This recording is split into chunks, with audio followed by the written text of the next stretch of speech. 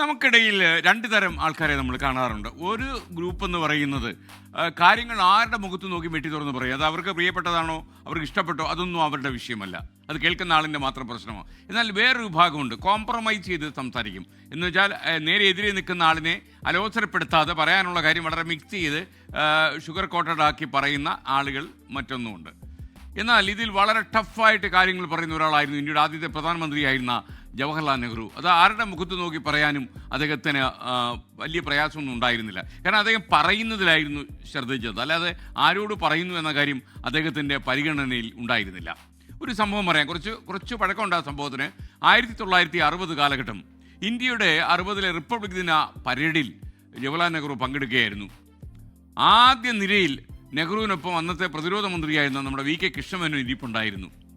Republic ദിനത്തിൽ അന്ന് അതിഥിയായി എത്തിയ ഒരു വിദേശ പ്രതിനിധിയും ഇവരുടെ അടുത്തിരിക്കുക. വി കെ കൃഷ്ണമേനോൻ അദ്ദേഹത്തോട് നിരന്തരം ഇങ്ങനെ സംസാരിച്ചുകൊണ്ടിരിക്കുക. അപ്പം ഈ സംസാരം ഒരു ലെവൽ വിട്ട്, കാര്യം സംസാരപ്രിയനായിരുന്നു വി കെ കൃഷ്ണമേനോൻ. നമ്മൾ മലയാളികൾ പൊതുവേ കൂടുതൽ സംസാരിക്കുന്ന ആൾക്കാരാണല്ലോ, ഞാനും. അപ്പോൾ അങ്ങനെ കൂടുതൽ സംസാരിക്കുന്ന ആളുകളായതുകൊണ്ട് വിദേശത്ത് വരുന്ന ആളുകൾക്ക് ചിലപ്പോൾ അത് ഇഷ്ടപ്പെടണമെന്നില്ല. അങ്ങനെ അദ്ദേഹത്തിൻ്റെ ആകെ അസ്വസ്ഥതയായി. കാര്യം വി കെ കൃഷ്ണമേനോൻ അദ്ദേഹം ഈ ഓറൽ ഡയറിയെ ബാധിച്ചതുപോലെ ഇങ്ങനെ സംസാരിച്ചുകൊണ്ടേയിരിക്കുകയാണ്. കുറച്ച് കഴിയുമ്പോൾ നെഹ്റുവിൻ്റെ ക്ഷമ നശിച്ചു.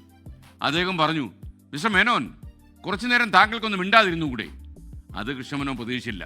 ശകാരത്തിൻ്റെ ശക്തി ലേശം കൂടിയെന്നാണ് മനസ്സിലായത്. ആ ഷോക്കിൽ കുറച്ചു നേരം കൃഷ്ണമേനോൻ വായടച്ചു. അദ്ദേഹം സംസാരം നിർത്തി. പക്ഷേ സംസാരപ്രിയനായ നമ്മുടെ വി കെ കൃഷ്ണമേനോൻ സംസാരമല്ലോ അങ്ങനെ നിർത്താൻ പറ്റും. കുറച്ച് കഴിഞ്ഞ് കാര്യങ്ങളൊക്കെ കുറച്ചുകൂടെ ഒന്ന് കൂളായപ്പോൾ അദ്ദേഹം വീണ്ടും സംസാരം തുടങ്ങി. ഇത്തവണ ജവഹർലാൽ നെഹ്റുവിന് ശരിക്കും ക്ഷമ നശിച്ചുപോയി. അദ്ദേഹത്തിന് നിയന്ത്രിക്കാൻ കഴിഞ്ഞില്ല. കയ്യിലിരുന്ന പത്രം കൊണ്ട് വി കെ കൃഷ്ണമേനോൻ തോളത്ത് ശക്തിയായി ഒരു അടിയടിച്ചു. ഷട്ടപ്പ് എന്ന് പച്ചയായിട്ട് അങ്ങ് പറഞ്ഞു കളഞ്ഞു. കാരണം അദ്ദേഹത്തിന് നിയന്ത്രിക്കാൻ കഴിഞ്ഞില്ല. അദ്ദേഹത്തിൻ്റെ സർവ്വ നിയന്ത്രണവും പോയി.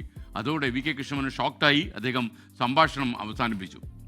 പ്രത്യേകിച്ച് കാര്യമൊന്നുമില്ലാതെ അങ്ങനെ അമിതമായി സംസാരിക്കേണ്ട ആവശ്യമില്ലായിരുന്നു ആ വിദേശ പ്രതിനിധിയോട്. പക്ഷേ അദ്ദേഹത്തിൻ്റെ ഒരു ശീലമാണ്, മനഃപൂർവ്വം ചെയ്ത് ഒരിക്കലുമല്ല. അങ്ങനെ ഒരു ചിന്ത പോലും അദ്ദേഹത്തിൻ്റെ മനസ്സിലുണ്ടാക്കില്ല. കാരണം ഒരു വിദേശ പ്രതിനിധി വരുമ്പോൾ അദ്ദേഹത്തോട് ആദരവ് പുലർത്തേണ്ടത് നമ്മുടെ ഓരോ ആളിൻ്റെയും ബാധ്യതയാണ്.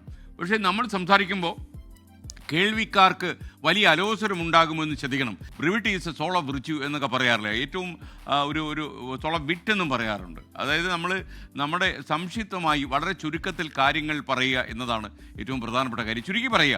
ചുരുക്കി പറയുക എന്നത് നല്ലൊരു ക്വാളിറ്റിയാണ്. പക്ഷേ പല ആളുകൾക്കും ചുരുക്കി പറയാൻ കഴിയില്ല.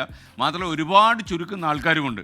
അവർക്ക് ആളുകളെ ഇമ്പ്രസ് ചെയ്യാൻ പ്രയാസമായിരിക്കും. അപ്പോൾ അനാവശ്യമായ വാചകപടി അവജ്ഞ ക്ഷണിച്ചു വരുത്തും എന്ന് ചുരുക്കം.